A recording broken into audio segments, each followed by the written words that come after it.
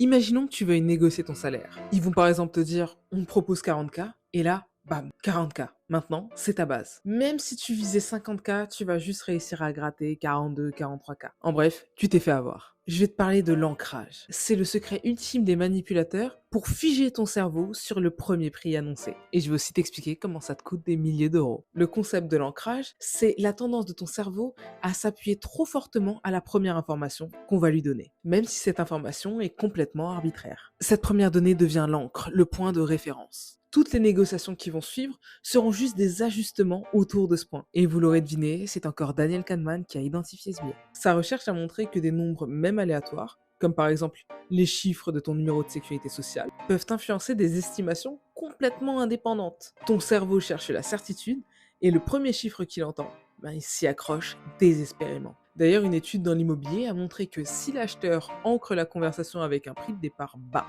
la transaction finale est significativement plus proche de ce chiffre, même si le prix du vendeur était plus élevé. Le chiffre initial est plus puissant que la valeur réelle. Et un truc drôle, c'est que les RH et les recruteurs sont formés à ça. Ils proposent délibérément un salaire bas dans leur fourchette potentielle. Pourquoi? Parce qu'ils savent que si tu n'es pas le premier à prononcer ton chiffre, à savoir l'ambition, tu vas probablement te sous-évaluer. Donc s'il prononce en premier, il t'ancre immédiatement. C'est une guerre psychologique du premier coup. Alors comment est-ce que tu bats le manipulateur? Grâce au contre-ancrage agressif.